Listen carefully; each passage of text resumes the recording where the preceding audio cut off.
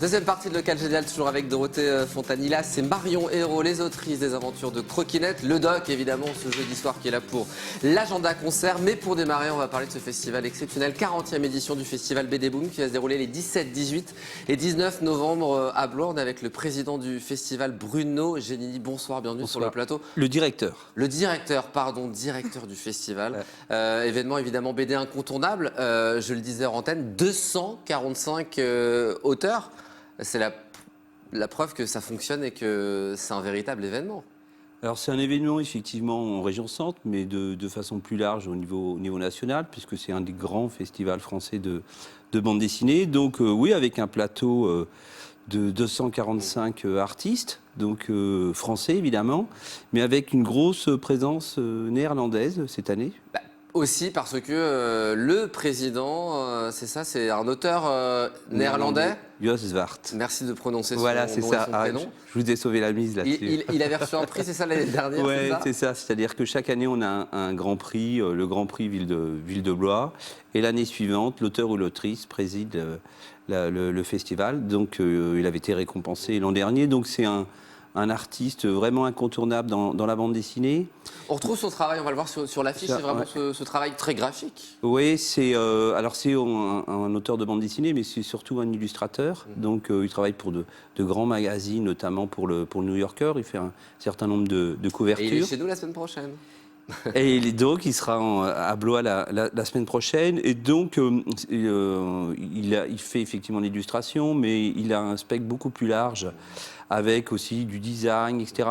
Et aussi un théoricien de la bande dessinée, c'est lui qui a conceptualisé la ligne claire, ce qu'on appelle la ligne claire. C'est ça qui est intéressant aussi, ça permet aussi de sortir un peu de l'image un peu cliché qu'on peut avoir parfois de la BD. La BD est très diversifiée aussi, c'est important de le préciser. Et le travail de ce Néerlandais, on est la preuve, effectivement, puisque avec tout son travail, mais c'est aussi ça avec la rencontre, vous évoquiez le plateau de 245 artistes lors du festival, et c'est vrai qu'on essaie aussi d'avoir aussi tous les genres de la bande dessinée représentés sur le festival. Et puis il y a des événements au sein de ce festival, un concert graphique. Alors ça a retenu mon attention, ça aura lieu jeudi prochain au Château d'Eau à 19h30. C'est quoi ce concert graphique? Il y aura du oud, c'est ça? Oui, on a un partenariat avec le Château d'Eau, salle de musique actuelle sur Blois. Et chaque année, souvent le jeudi, on essaie de travailler avec des artistes de la région blésoise, donc avec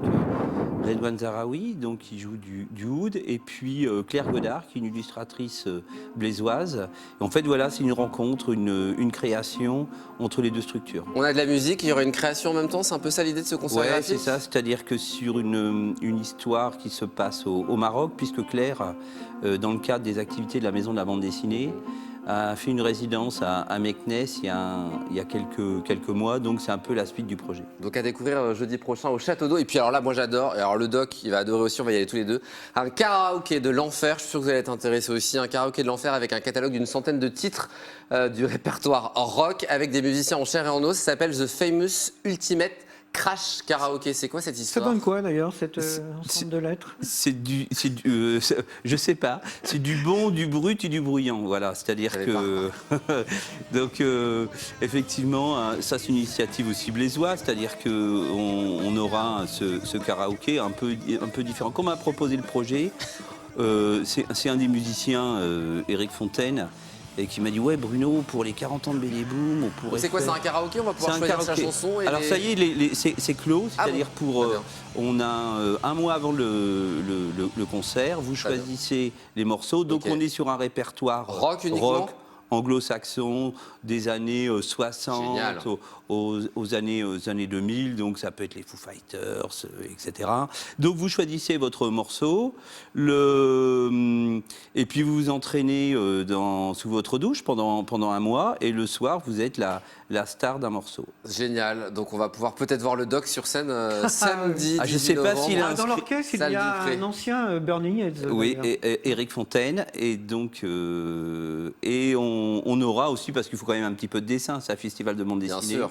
On a Éric Cartier qui dessinera en live, et Éric avait fait un ouvrage sur les Ramones il y a quelques années. Avant de se quitter, deux choses qu'on ne peut pas dévoiler toute la programmation, elle est beaucoup trop large et importante. Il y a un livre qui vient de sortir un peu pour célébrer les 40 ans et aussi un jeu de cartes.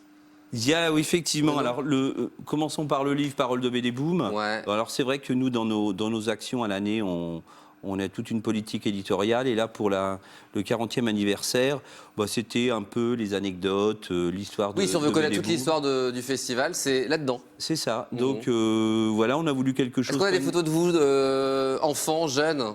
Jeune, non, moi je n'étais pas là, mais voilà, ça se veut aussi anecdotique, assez drôle. Il y a effectivement des planches de bande dessinée avec un auteur tourangeau, avec Terreur Graphique. Donc en 8 pages à croquer l'histoire de BD Boom.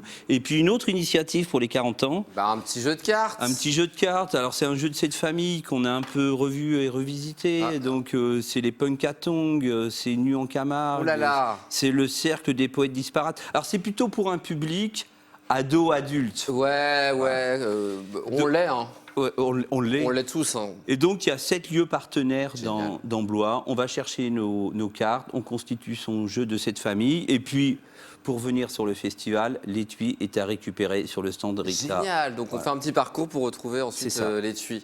Et après, on peut jouer à la maison. Merci en tout cas d'être venu sur le plateau. Maisondelabd.com pour toutes les informations concernant le festival.